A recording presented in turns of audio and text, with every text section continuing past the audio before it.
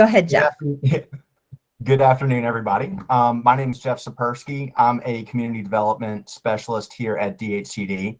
I'm pleased to have everybody here for this session on cloudy title and air property and the issues that come with that.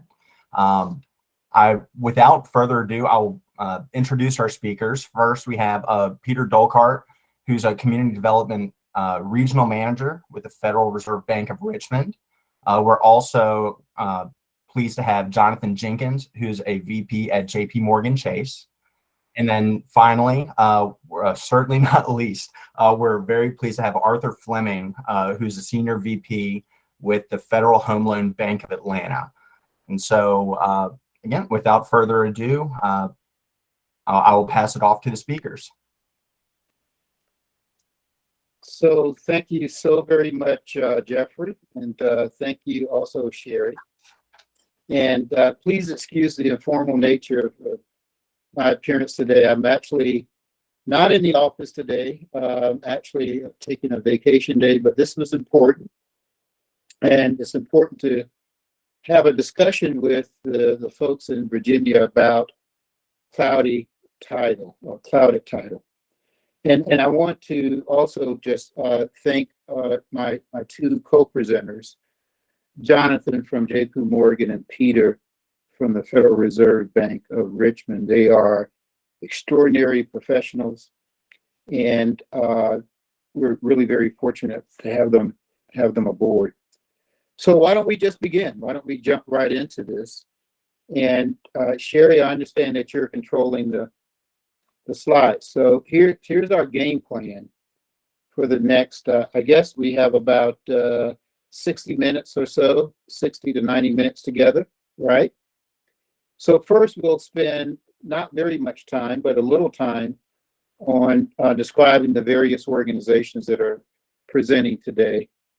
JP Morgan, Federal Home Loan Bank of Atlanta, and the Federal Reserve Bank of Richmond. Then we'll launch right into a discussion of the problem and the challenges that this problem of heirs property and tangled title presents, not only to the community, but also to individuals and to families. We want to really highlight the fact that this is a challenge that is a kind of unknown issue in this country. I can't tell you the number of times over the last 2 or 3 years or so when I've had the opportunity to chat about this issue in various forums, how many people come up to me after and state that that they're disappointed in themselves in being in the community development arena, that they've really not heard very much about the issue. So we'll talk about how the issue is unknown, but is also a pervasive barrier to minority home ownership, generational wealth, and neighborhood revitalization. So we'll talk about the scale of the issue, obviously. And then what we'll do is segue into a discussion of solutions.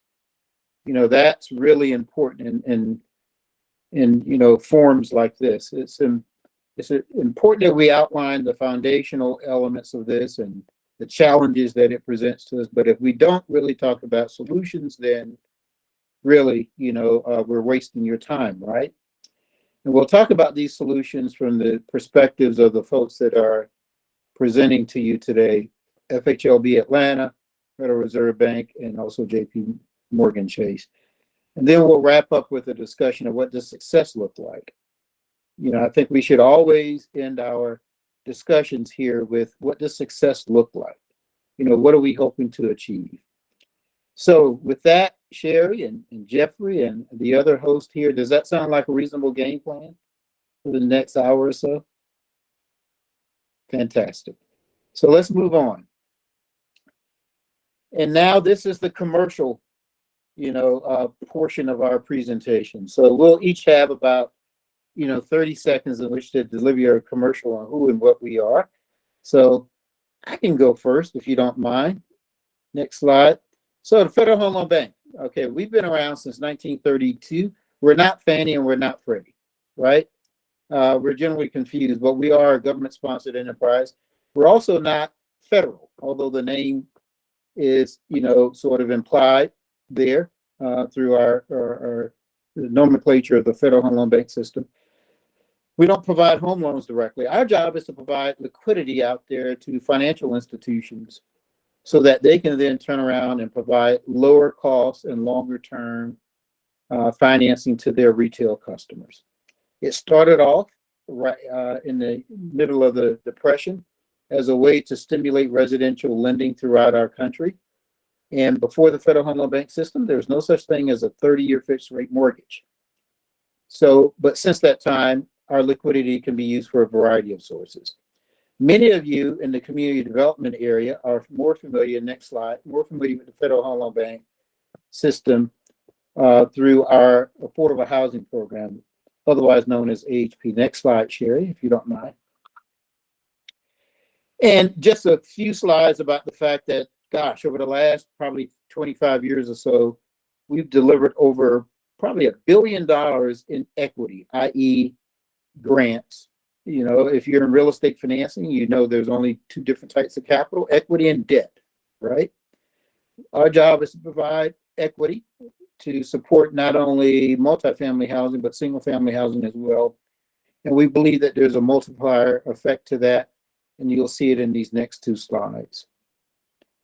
I'll stop there because it's not as important who we are, but you know, what we're trying to share today about Tangle Title and our role in helping to create solutions around that. So next slide, Sherry. Next slide, please. So I'll turn it over to my good friend, Jonathan. Jonathan, are you aboard? I'm here. All right. Thanks for that. Can anyone hear me okay? We can hear you. All right. So let me just first start off by saying how grateful I am for the opportunity to represent the firm and for this partnership in regard to a very, very important topic that I've been working with Art and some of our other great partners and colleagues on for the better part of a year from my perspective, but certainly something that's been worked on for a long time. And just to start off, just want to give a brief overview of the firm, how we're structured, and why we're so invested and passionate about this topic and helping to find solutions around it as well. As you probably can imagine, JP Morgan is involved in a number of different disciplines from the financial services perspective, not least of which falls within the mortgage and housing ecosystem, ranging from our corporate and investment bank, which is where I sit, specifically within our corporate banking world, which we help support a number of different U.S. public entities, which is my focus, including the Federal Home Loan Bank system, other independent agencies and other GSEs, and of course the federal agency from a commercial perspective. But not only from this CIB, but also within the commercial banking space that focuses on smaller or medium-sized businesses that are focused on real estate development. We also support them from a debt and capital perspective and raising financing to help develop more projects. We also work with our regular bread and butter business with regard to our mortgage origination, servicing, and regulated business from that perspective. So a lot of these topics that we're going to touch upon today and solutions really do permeate a lot of the things that we do day to day, as well as the benefit there to help support not only communities and families that are going to be benefited from this effort, but also the knock-on effect and multiplier effect, to use Art's phrase, around small business, around community revitalization, and other elements that are kind of core to JP Morgan in our efforts to support communities in which we serve. And Sherry, if I can go to the next slide, just to touch on that a little bit deeper with regards to some of the pillars that we're focused on. Those on the call are probably familiar with the announcement JP Morgan has made around dedicating $30 billion in financing and other forms of support in regards to racial equity. And this naturally falls within our mortgage space, doing more affordable lending, affordable home construction, but also small business grants and other things to help us really advance the issues and address the issues around racial inequities, which is no different from what we're trying to talk about today. So this is just part of our general plan as a firm to talk about, again, neighborhood revitalization, the importance of financial health and wealth creation, which is a really key part of addressing U.S. property, cloudy title, because that can be an element that locks up a lot of equity, especially in the current market, which we'll touch on later. that prevents a lot of people from realizing that wealth.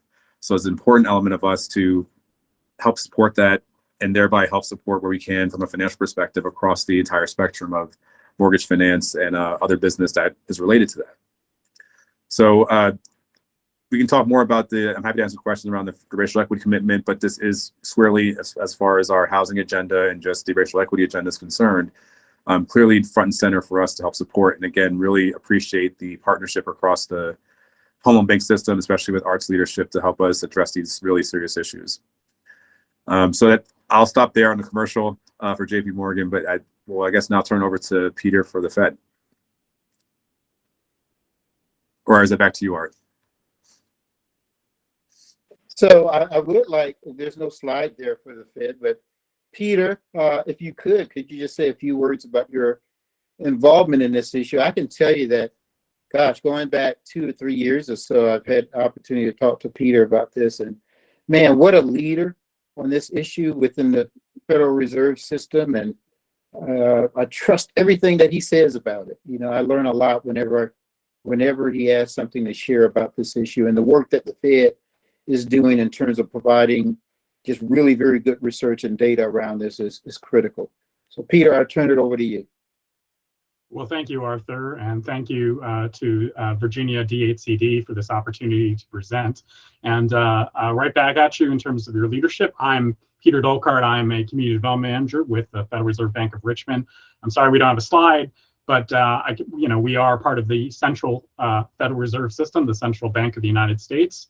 My mission in community development comes from the Community Reinvestment Act that requires banks to demonstrate that they are in fact serving low and moderate income communities.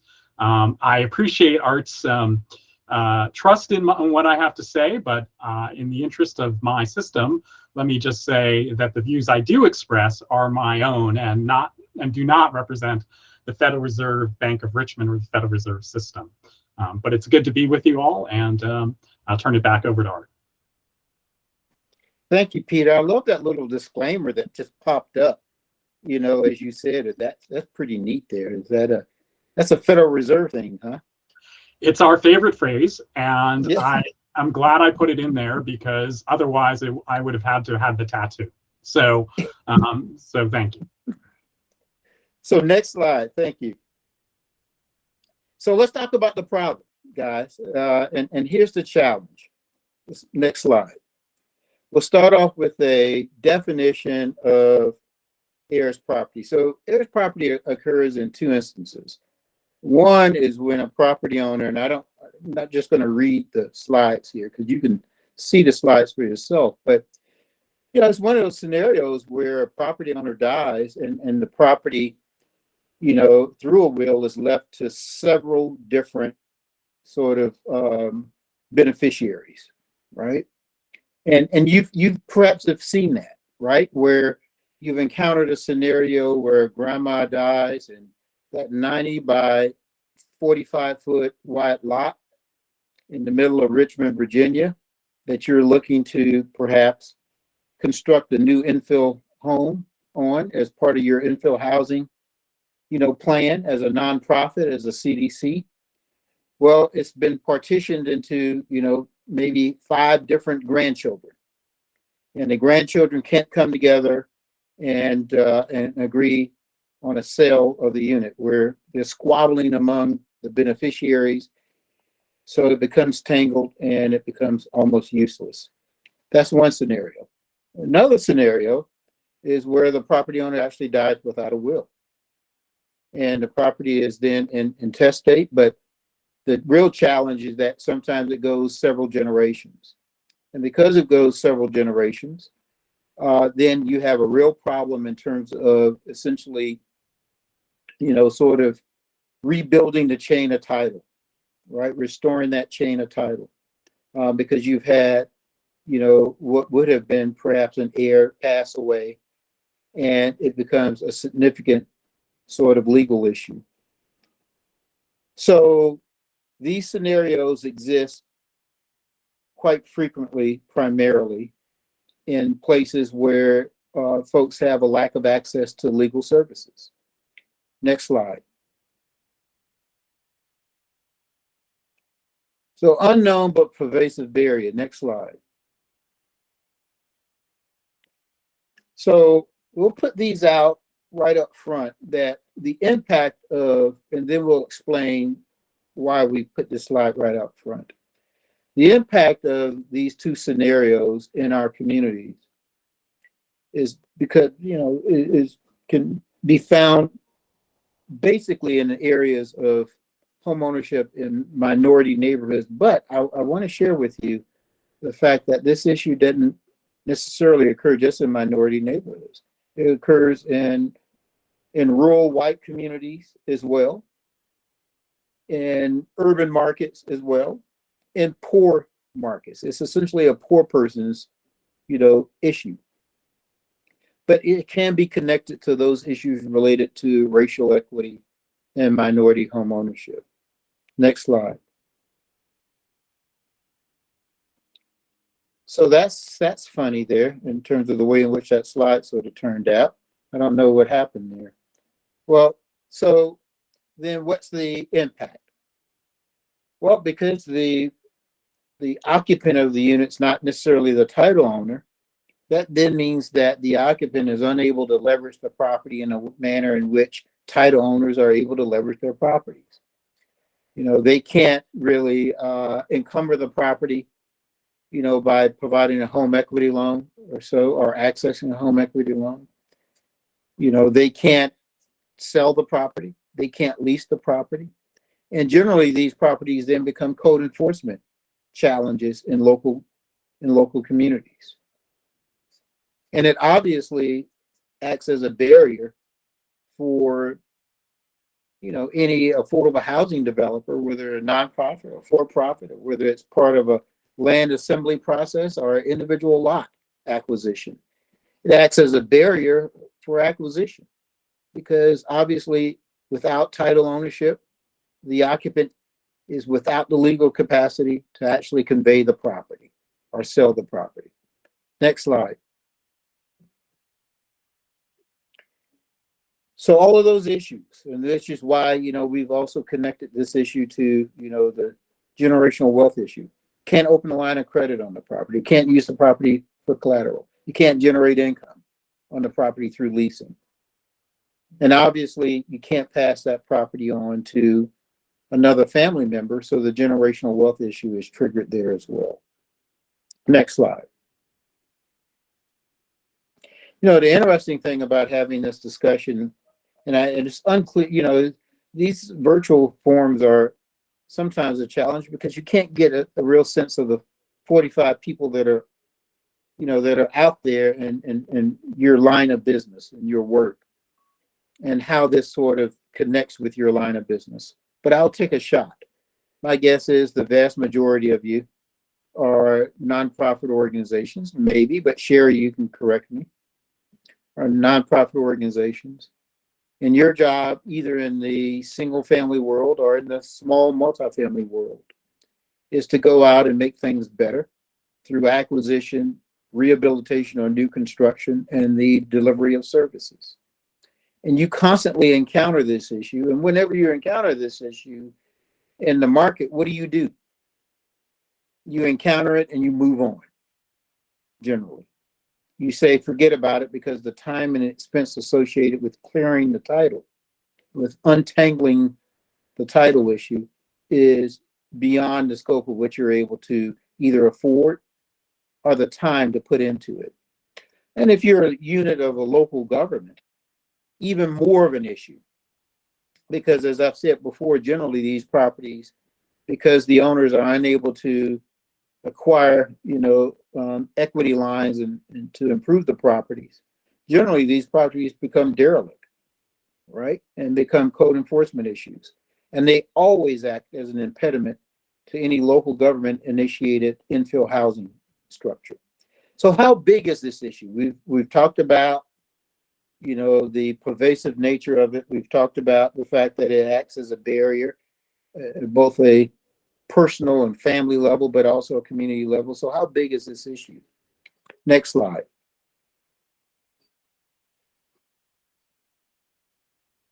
So I'll give you some broad information, and then Peter will zero in on the scale of the issue in Virginia. So it's been estimated that in the Southern Black Belt, you know, that stretch of states in our country, from Virginia down through North Carolina, South Carolina, Alabama, Georgia, where a pretty significant percentage of African American population resides in this country, that 41% of all Black-owned land in the Southern Black Belt is in some way heirs property. It's in some way tangled through tangled title. Just think about the acreage, the value of that property that's just sitting there without being leveraged, that can't be leveraged. It's been estimated in the state of Georgia alone that about $34 billion of tax appraised property is probably heirs property. $34 billion sitting there without being leveraged, acting as an impediment, creating a code enforcement challenge on a local government basis. Next slide. We provided you kind of a heat map there to show that in, you know, the Southeast, that it exists everywhere. As I said before, it's in urban and rural areas, but you see a high concentration, you know, obviously in Louisiana and Alabama, but in every state in the South. Next slide. I'll turn it over to Peter because we want to drill down and make sure that you're aware of this issue from the perspective of what's going on in Virginia as well. Thank you, Art. And I'm going to turn off my camera so you can focus on their slides and not my pretty face, and so on. But Art's actually discussion about code enforcement could have been better timed, or could have been better set up. We didn't practice this. I used to be a housing code enforcement attorney. I worked for Baltimore Housing and then eventually for Virginia's counterpart, Maryland DHCD. And we used to deal with this issue all the time. A derelict and abandoned house in, say, Baltimore City that doesn't even have a roof on it. And we would try to find the owner responsible to take them to court and to get them to fix the problem. And then we couldn't figure out who owned it. The title was clouded. But the irony was, even as an attorney, I didn't have a perception of the broader heirs property issue. I saw that as strictly that particular clouded title for that particular property. The unfortunate solution, or Band-Aid, wasn't even a great solution for Baltimore, was that they would often have to take title as the city, which really had had very little or no resources to do anything with the property either.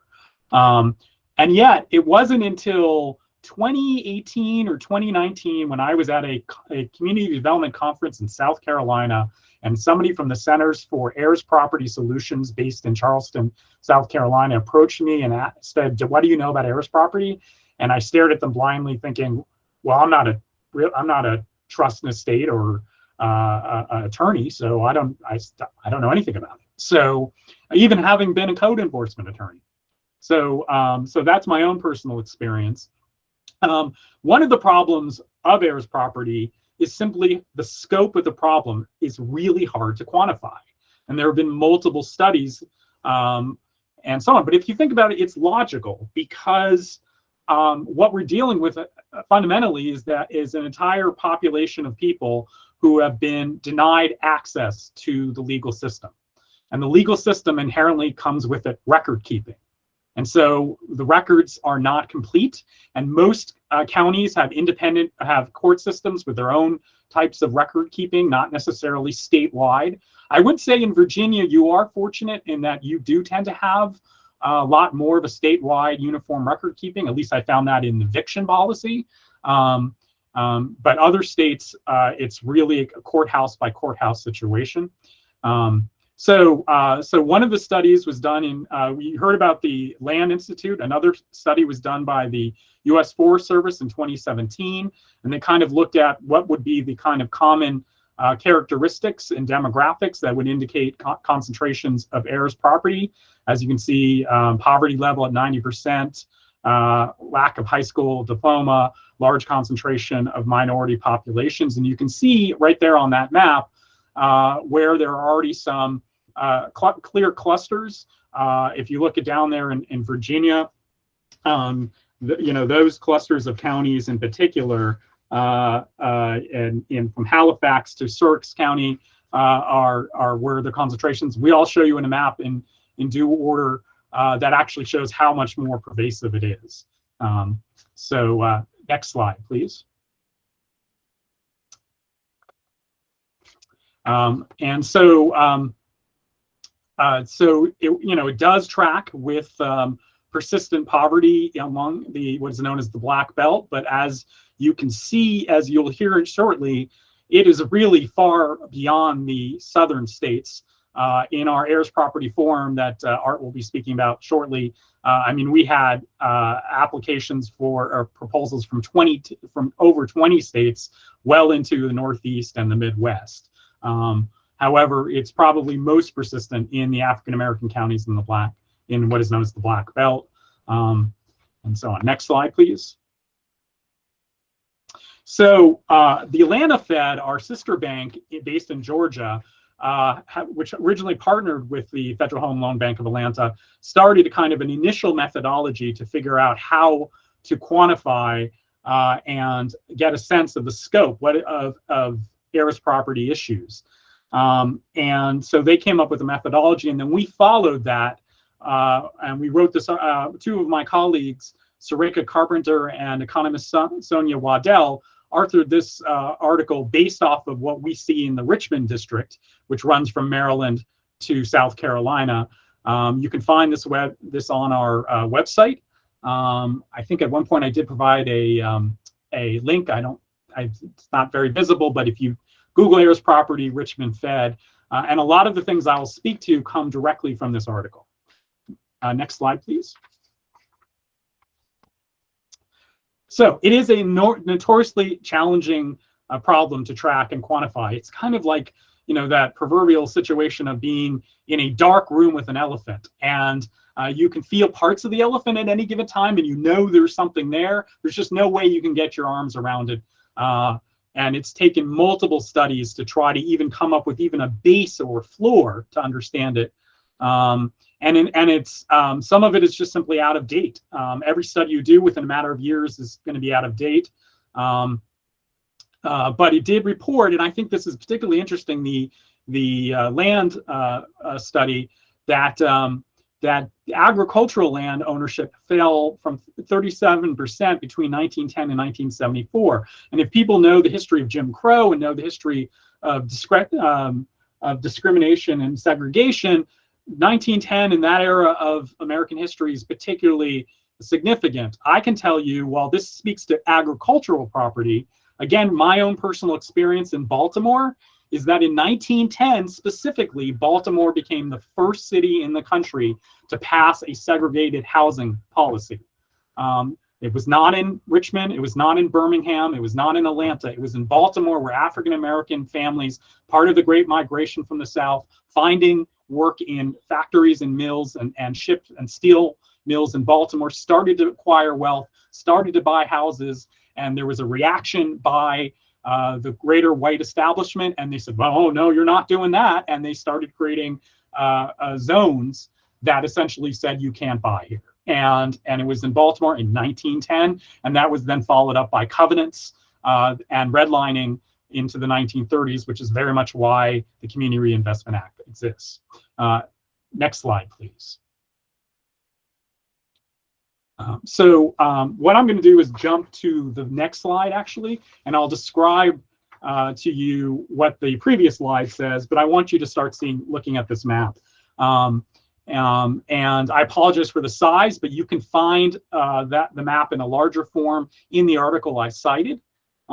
But again, following the Atlanta Fed's role, we wanted to kind of figure out in different states in our region what was the scope of heirs property. We partnered with organizations in Virginia and Maryland to understand the prevalence. We used the 2012-2016 CoreLogic real estate tax data set to establish which counties are likely to have high concentrations of heirs property relative to each state. It's a low estimate. It's only a floor. And the data does not only really principally includes residential property. And again, it's back to the standards of record keeping that vary across counties, resulting in incomplete data. And in some counties, we simply don't have the data. And that's why, for example, in the southern part of this map, you'll see a county with a hash mark. That's simply because we don't have data from that county. Same thing if you look at a map of Florida. Dade County is not represented at all in a lot of those maps because the data is not good. But what you can see is a high concentration in south central and southeastern counties, from Halifax County to Surrey County, but you also see it in Northern Virginia. Right up against the District of Columbia. You see it in Northumberland and Lancaster. You see it in Buchanan, and you see it in Bank and Highland County. But it's spread out throughout the state. And so on. I apologize if that bar chart is a little hard to read from that standpoint. But again, if you go to the article and blow it up, you will be able to see it easier. Next slide, please. I also wanted to just give you a sense of what it looks like at a state above, north of you in Maryland, where I'm based. And also you see a high concentration on the eastern shore, of Maryland, Baltimore County, and Garrett County, which is the far most western county of Maryland. It doesn't surprise me about Baltimore County. Baltimore County, right up against Baltimore City, which is where there was a high concentration of African-American population, started to kind of be somewhat of a bit of reactionary, and they started to pass laws to make it harder and harder to move into or pass land. You see that all the way in the north, in Westchester County in the city of Yonkers, which is right up against New York City. You saw a similar pattern. So it was not just confined to the Black Belt. Next slide, please. And just to emphasize, some counties that are largely suburban, like Fairfax and Baltimore County, appear to have notable concentrations of heirs property. These were counties that and states that were not part of the so-called previous Confederacy, but the problem persists even there. It really illustrates it's not just a rural or agricultural issue. And it means it's just a constant issue to execute estate planning. Next slide, please. So I'll turn over to solutions, back to Art. Thank you. Hey, thank you so much, Peter. And remember I said earlier that whenever I have a chance to chat with Peter, I come away smarter and I learn something. It's just fascinating historical perspective there. But, I want you to know that although the roots of heirs property in the Black community has to do with Jim Crow and segregation, I want you to know that the problem continues today. It occurs every single day, even in this new environment, even in this new post-Obama environment, where we have folks every single day dying without a will, right? And their property becomes entangled. So it's a recurring issue. Okay, so not only are we obviously suffering from the horrific vestiges of Jim Crow, but we are continuing to suffer from obviously the vestiges of the lack of education, lack of awareness, lack of property literacy around heirs property. So with that, let's move into a couple of solutions. All right, so in order for the very first step in terms of creating solutions is around creating awareness. I don't know how many of the 45 that are on this call was totally aware of this issue of heirs property prior to the call. But our primary objective today, or one of our objectives, I should say, not our primary, but one of our objectives is to just increase awareness around the issue, right? Jonathan and I have been talking, I guess, over the last several months or so. And, it's just amazing thing to share information about this. And each time we talk about it, there's something new that we learn more about it. And it sort of solidifies the commitment that we have at JP Morgan, the Federal Reserve, and the Federal Home Loan Bank of Atlanta to be part of the solution. So this creating awareness component of our presentation and cultivating stakeholders as a result of this heightened sense of awareness is extraordinarily critical. Now, who are the stakeholders? Well, it's pretty much every sort of component of our housing finance ecosystem, of our community development ecosystem. Peter's part of the legal community. I'm a lawyer myself, and I can tell you the legal community is critical in this. But also local government. I noticed that there are several local government representatives here today, and local government solutions have been, at least those that have been pushed by local government solutions have been perhaps some of the more successful solutions around the country. I can tell you that the city of Philadelphia has a pretty significant effort underway to address issues in their city. Nonprofit organizations, state and federal organizations, but also let's make sure that we include academia. It's important that we continue to generate good data around this. Whenever I'm asked about, the issue from those that are newly aware of it or made newly aware of it, they always ask, well, how big is this issue? As if there's just readily available data that we can share. Peter's talked about the fact that the data is hard to collect.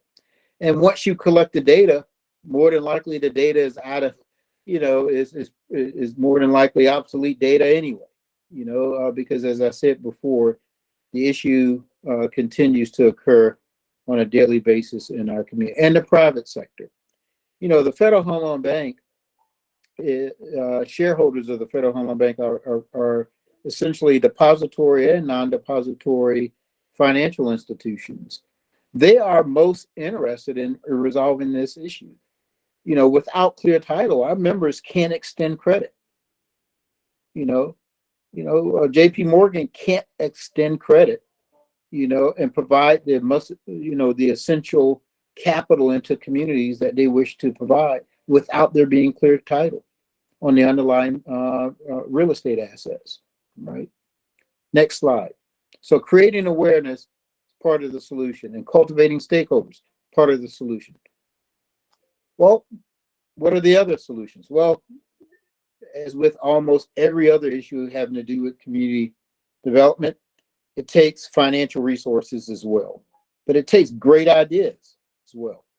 So what we've endeavored to do, JP Morgan, Federal Reserve, Federal Home Loan Bank, is begin to find, scalable solutions that can be matched up with dollars, right? There's no one single solution. There are multiple solutions. So next slide. And what Peter and I worked on, I guess not, gosh, Peter was almost a year ago, exactly, right? So a year ago, the Federal Home Loan Bank of Atlanta, the Federal Home Loan Bank of Dallas, the Federal Home Loan Bank of Pittsburgh and Boston joined with the Federal Reserve Bank of Atlanta, Federal Reserve Bank of Richmond, and Asset Funders Network. And we conducted a forum December 2nd, a year ago, right? Time is flying, right? Where we invited nonprofit organizations representing about 22 states from around the country to come up with some ideas. And we spent, gosh, four hours or so listening to those ideas. And what we attempted to do was, it's akin to what you would see, in a Shark Tank environment. We wanted to have the folks at the local level, nonprofit as well as for-profit organizations, present their ideas to potential funders, financial institutions, banks, philanthropic organizations, those that have the capacity to provide, grants to help those solutions grow and become scalable. But we also know that there's no one single silver bullet, that we need to have solutions around education and awareness, around pro bono legal services, local government innovation, academic research. And that last bullet, I think, is the key to it all. Developer-driven affordable housing initiatives. I've had conversations with Jonathan in the past about how the Tangle title issue from, I guess from a standpoint of learning can be also, we can look at the history around, Brownsfields in this country. Those properties that have been, rendered unusable, undevelopable. You can't finance the properties because they have some sort of environmental problem associated with it. Remember, those issues existed in our cities a generation ago and prevented our cities from prospering. But what occurred? Well, coalitions developed.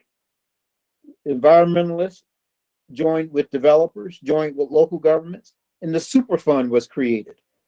And now what we have are previously derelict areas of our cities and our communities that, because of the injection and fusion of financial resources to essentially clean up those properties. In that case, you were cleaning up the properties from environmental hazards.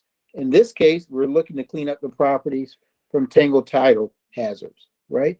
But because it was a concerted effort, because it was an infusion of dollars on a massive scale, many of those properties now are shining examples of how we can restore communities and build up previously, underperforming neighborhoods. Next slide. So out of this Heirs property forum, funders forum that we conducted last year, about 40 potential funders showed up, 84 initiatives were submitted. But the real outcome of this, from the Federal Home Loan Bank standpoint, it gave us the basis in which to create a grant program ourselves. Next slide. We've already talked about the 5 categories. Next slide. So the Federal Home Loan Bank, and I guess we're going to tease it a little. So what we've done is we've included, as a point generator in our general fund, a developer or an applicant receives certain amount of points if, as part of their application, they include some solutions around Heirs property. And we've been pretty aggressive in participating in forums and workshops, just like the one that we're participating today, to enhance the level of awareness around the issue. And in 2023, we have our own financial literacy platform that we've had somewhere around, 22,000 households participate in the last 11 years. We're including in 2023 a component in our financial literacy platform zeroed in and focused on property literacy, which has been, a gap that we just didn't think about up until the last couple of years or so. But also, next slide. We allocated about $1 million to help fund some of those proposals that were generated as part of that funders forum that we referred to earlier. We should be in a position in the next week and a half or so to issue award letters to some of the grantees, and we're pretty happy about that. But it's only, obviously a drop in the bucket. But you have to begin to prime the pump, provide capital to support these entities. Next slide. There's a press release on that. Next slide. And I will turn it back over to Peter to talk about some of the solutions from his perspective. Thank you, Art. So one of the things that the Federal Reserve banks have been doing around the country is a program called Investment Connection, in which it's some people describe it as almost like our version of Shark Tank. Although none of us are billionaires, because we wouldn't be working for the Federal Reserve System if we were. However, The idea is that we open up an application, an online platform, where we solicit proposals from nonprofit organizations, but also from businesses that are engaged in investment and projects that serve primarily low and moderate income communities. We receive these applications that outline a proposal. The Federal Reserve is not the lender in this. What we're doing is we review those applications through our bank examination staff. Those bank examiners normally review the banks themselves on their CRA or Community Reinvestment Act performance. Each bank every 3 years must go through an examination in which the regulatory agency, whether it be the Federal Reserve, the FDIC, or the Office of the Comptroller of the Currency, looks at how they invested their property, how they invested in low and moderate income communities, and gives them a rating of satisfactory or optimally for them outstanding that shows that they are meeting their obligation to serve low and moderate income communities. If they fail to meet that standard, they will get an unsatisfactory rating, and they will be frozen in place. They, as a banking institution, will not be allowed to merge or expand or grow as an institution until they rectify the situation. So rather than waiting after the bank has made the investment, 3 years, in the last 3 years, what we're doing in this process in Investment Connection is allowing the organization who was seeking funding to submit a proposal to us. We review it as a Federal Reserve Bank, and we make a predetermination that it appears to meet the CRA eligibility. And what we're saying to the banks in advance is, if you consider investing in this proposal, we're trying to remove as much of the guesswork for you by letting you know we've already looked at this proposal. It's not a guarantee it's CRA eligible, but based on what we're reading, we believe it falls within the general principles of the statute. Next slide, please. So we have this online platform, and we have something that is called the Funders Portal, and that anybody can actually sign on to the Funders Portal. This is the actual sign-on screen, which you can find at the Federal Reserve Bank of Richmond under Investment Connection. And you can set up an account, and you can see what proposals we've already accepted and reviewed, and we post them as a 24/7, 365-day funding-ready, searchable database. And so why don't we go to the next slide? So I've kind of just filtered this to just Virginia projects that are already on there. So the proposals that we review are basically the activities that are described that were covered in the Heirs Property Funders Forum. They are generally almost all CRA eligible activities, particularly low and moderate affordable housing, small business lending, and so on. So these are proposals we've reviewed in Virginia. Some of them are like Food Shed Capital, that's third from the bottom, is a CDFI that specifically assists African-American farmers and small family farms. But we also have affordable housing, we have small business lending, you see habitats in there, we have financial education and technical and legal services. All of it is already listed. And so I can't speak when we'll open up a next round in Virginia. We're actually in the process of hiring my counterpart in Virginia, who will be up and working by the end of next month. But the Funders Forum that we have the honor of working with the Atlanta Fed on is a very similar concept. It is accepting proposals, reviewing those proposals, and then presenting it to a broader audience. In that particular case, that was specifically focused on those 5 categories to address heirs property solutions.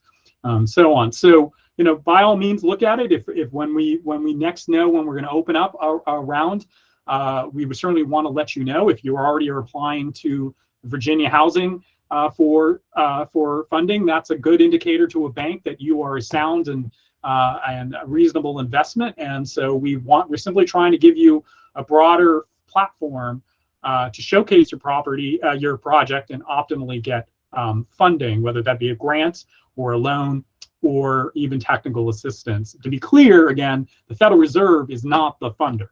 We're just providing, we're essentially saying we're more of a matchmaker. We're just here to set up the first date. We're not guaranteeing a marriage here. So Maybe I'm being a little conventional in that thinking, but that's the idea. So thank you for that, and I'll turn it back over to Art. Oh, thank you, Peter. Wanted to let Jonathan know what JP Morgan is doing here. You know, the cultivation of stakeholders, it's a perfect example of it. You know, cultivated JP Morgan, now they're all aboard and they're putting resources behind it. So Jonathan, I'll turn it over to you. Great, thanks, Art. And Peter, you also reminded me of my kind of necessary disclaimer. So these are my thoughts and not JP Morgan's. But with that said, I love what you both talked about, and I think that does really touch upon some of the key things that we on the next slide, Sherry, kind of outlined as far as key themes and what we need to focus on as far as solutions are concerned. And I may go out a little bit out of order here, but I think the key thing, as Art mentioned, was the building of awareness and how we make sure that not only external stakeholders and partners understand it, but also internally.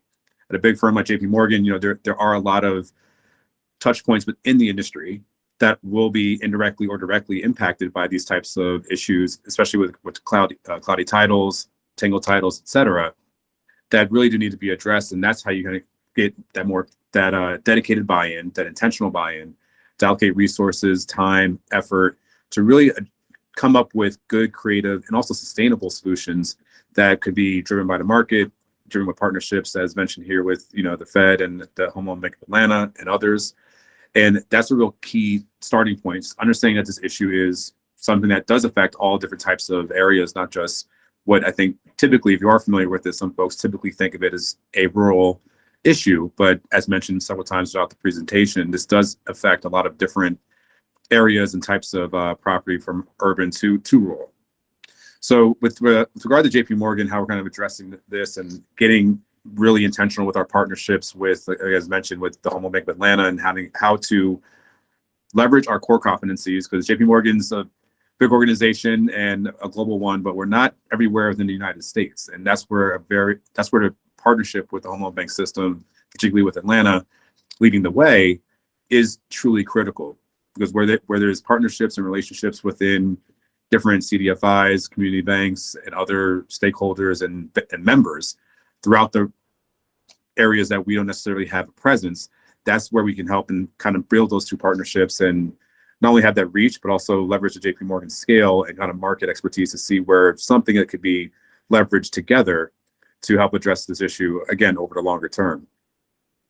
And with that awareness, I think, again, breeds these partnerships, breeds the stakeholdership within, not only internally within our organizations, but also externally within our other partnerships, whether it be, you think about law firms that were mentioned, not-for-profit organizations that we also support in other areas of the firm. The more we can continue to tell that story, make it more known, I think the better we have a better chance we have to make a more holistic and comprehensive solution across the board. Another thing I note that came up here was the data piece. And I think once the element of, and the challenge there, of course, is gathering everything, as Peter mentioned. There was a lot of these issues, as I'm sure the audience on the phone can attest to, is very hyper localized. A lot of these things a lot of these issues are unique to either the county, to the state, to that particular family situation. It's very bespoke, so it takes time to resolve a lot of these issues, which is why we are looking at, you see on the first bullet here, that's uniform legislation to help kind of create a level playing field, to help address and really speed up the resolution process for those that have been challenged by these issues over a long period of time, over generations, to ensure that can be, at least to some degree, alleviated. So that's something we're trying to work with our resources to see if we can kind of push that legislation along, make sure we're all supportive through that, because that's another area where we can obviously use our scale and relationships across the country as well. And I touched on partnerships already, but I think, again, I'm going to sound like a broken record, but this is a really key element of making sure that we have that intentional buy-in, making sure we have the right people who are passionate about it, leveraging our respective resources and skills and competencies to make sure we have that really thoughtful, really sustainable solution to kind of to really address these. Because again, for us, it's really, normally you wouldn't think about it on the surface, but it is it does affect a lot of the business that we do, and it could open up more, and also it deepens our relationships with our partners across the board to really, and that's really where it kind of takes place. Because as Peter mentioned, Art as well, there's so many different elements and historical elements that play into this. So it's going to take a lot, that kind of same level of effort and that same energy across these different stakeholders, because unfortunately that's what ended up happening with legal elements, denial to the legal system, banks even at a certain point denying mortgages and loans and others to affected families. So a lot of these same stakeholders in the past have to come together to really address it in a really intentional way, without, again, stepping on each other's toes, but in a very intentional way, partnership-wise, to help collect the resources and move forward in a way that, again, has a sustainable element to it and helps address some of the past issues. Another piece of it, what I have here in product development, is just how do we think about our current process, our current product, our current reach, and seeing what's been done, what's been let in either pilot basis or otherwise, what's been done in a really effective way, and how can we help either enhance that, supplement it, or just create that more scale in partnership with our partners. And one thing that I think, Art and I touched on before, we talked a lot about the resolution of these issues that have been ongoing for decades, for generations. But there's also another element of it that's important, is the prevention. So if you think about moving forward, how do we help with estate planning? How do we help with creation of wills for first-time home buyers, or those who may not necessarily have the resources immediately to kind of address that or think about this in the future? Can this be part of a way that we can kind of help prevent that in the future? Otherwise, you have another round of heirs property issues in generations in the future. So it's also not just inside of that, but also keeping that in the forefront as we think about the way forward. And in addition to that, you have our quote here with regard to our just general racial equity commitment. I want to just touch on that for a moment, in that this is where we can really, as Art mentioned, dedicate a lot of resources, identify ways that we can have partnership, find good ways that we can partner together where we necessarily don't have the skill sets, but be able to use that in a way that is complementary, and again has a more sustainable future to address some of these issues. So I will pause there. I know we're almost at time. I believe I can go on a little bit longer all day on this, but I want to be respectful of everyone's time and also give the opportunity. I believe we have questions, Sherry, Yes. for upcoming, so I don't want to take up too much time for the group. No, I was gonna say you've got plenty of time. We actually slotted this until 3, so you've got plenty of time if you want to continue on with this. And then what we're going to do is Jeff is tracking the questions, and he'll start reading them out at the end of the presentation. Okay, then I'll just make one final point, if I may. One other piece that I think is really interesting as we hear about different inputs from housing authorities, housing developers, mortgage finance professionals, and others, is this notion of the special purpose credit program. And I think these SPCPs, for short, are a really creative and innovative product to directly address and directly target the communities we're trying to support in this effort, and also allows for flexibility to have the either market-driven solutions or otherwise to help really kind of support these communities that have been historically underserved, or just frankly don't have the right resources to help them get to a place that either clears titles or closing costs, because as we all know, the market conditions are being what they are. A lot of these first-time home buyers or their applicants are pretty challenged to try to find these homes, especially in different areas that require different types of solutions, given the community that they're in or the income of that area. A lot of different groups do require solutions that are unique to that area, because there are so many different characteristics and just characteristics of those different areas that do require a unique view to address those. So I did want to just make that one point. I think that's going to be a really interesting space to watch as we kind of continue to develop some innovative solutions for this topic.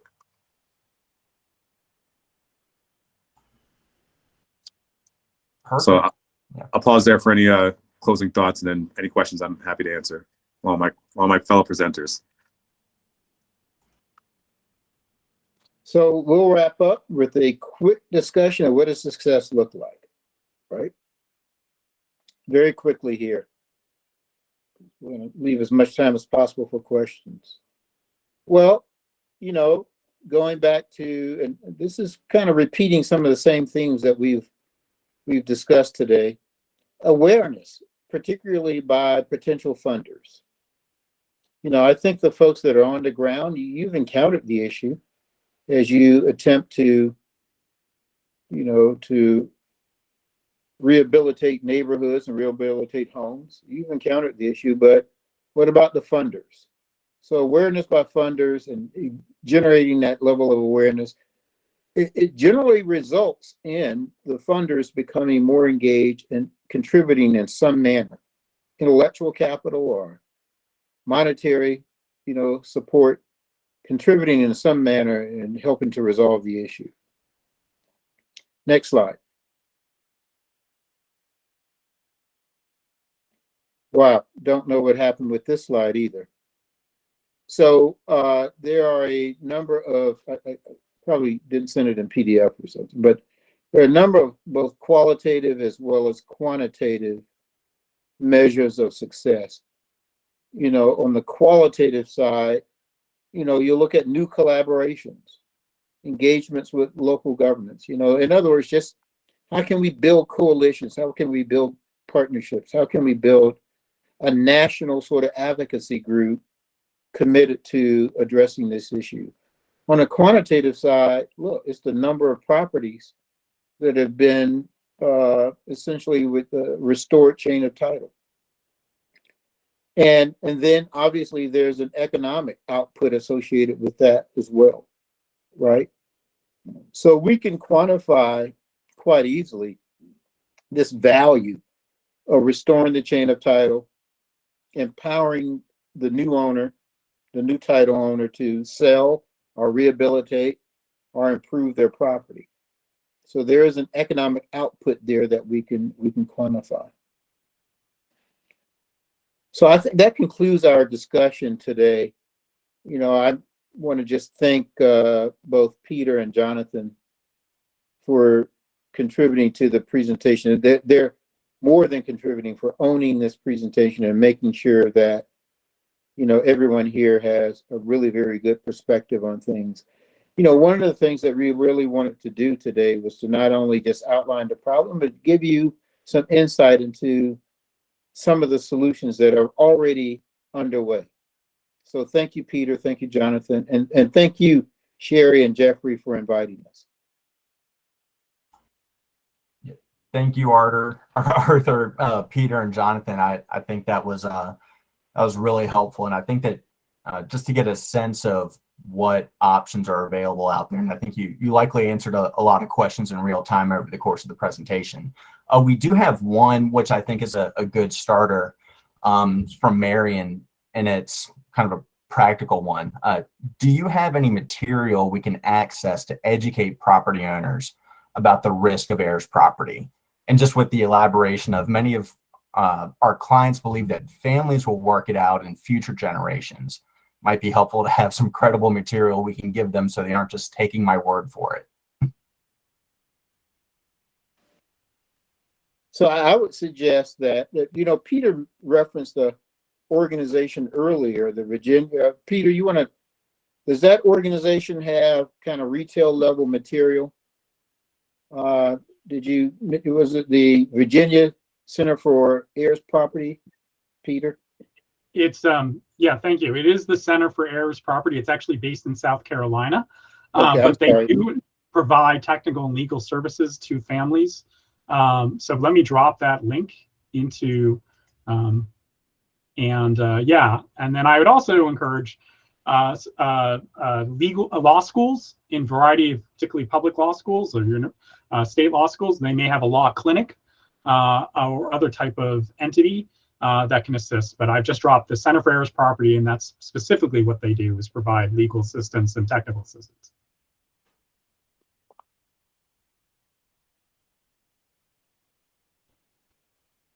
Perfect. And if anybody else has anything they'd like to ask our speakers, feel free to type it in.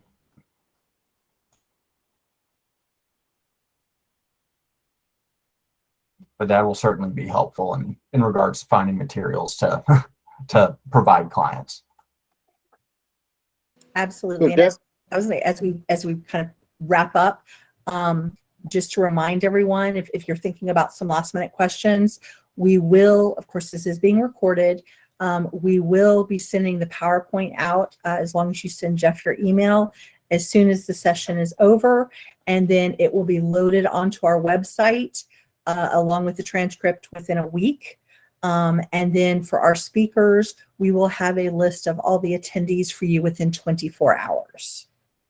So are there any final questions or comments from our speakers?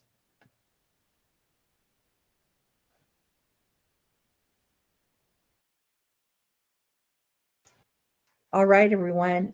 Oh, what are the steps to clearing a title from Joanne? Okay. Well, it's a torturous process sometimes, depending on the number of generations that have been skipped. But and then also depending upon whether or not the descendants have passed away, because it's a process where you get affidavits, and Peter knows as an attorney, you have to get affidavits, and you have to, have those that would claim to be descendants sign away their rights to the property. It's a really very engaged and involved process. So the reason why we are not making very much progress in terms of resolving the issue is because it's pretty much hand-to-hand combat out there with the pro bono legal services. A good year for them may be, resolving 20 of these a year. And, we've already said that it's an estimate of 41% of African-American owned land in the Black Belt, being tangled title. So we have to come up with some solutions that, obviously go beyond just the one-on-one pro bono legal service delivery model. I would agree. And I would also, so Jonathan brought up the Uniform Heirs Partition Property Act. Some states have not waited for the federal government to enact it. They've created their own version. I believe Virginia does. Correct me if I'm wrong. But it does come up with at least a process to address the issue that involves an appraisal and kind of a way that recognizes that there is an obstacle here. And so it instructs the courts to basically follow a particularized process to address it. But the property owner still needs legal assistance to go into the court and to utilize that process. And that's where pro bono legal services and other things are essential.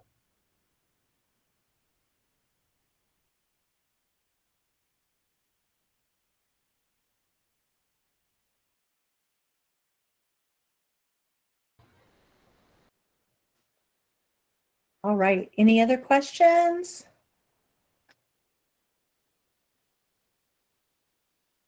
Okay. I just wanted to take one more last time to thank our three speakers, Jonathan, Peter, and Arthur. We appreciate your time, especially Arthur. You took this afternoon out of your vacation time. But however, you're in Florida, so I really don't feel that bad for you. You all have a wonderful afternoon. Thank you to everyone who was able to attend. And just remember to send, yes.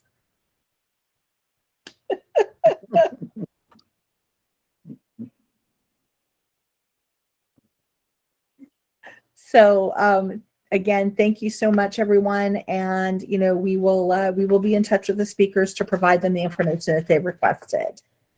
You all have a great afternoon. Thank you. Hey, thank you again for your opportunity and the time. All right, thank you. And can DHCD staff just hang on for a second? Thank you. Thank you. Great speakers. Thank you.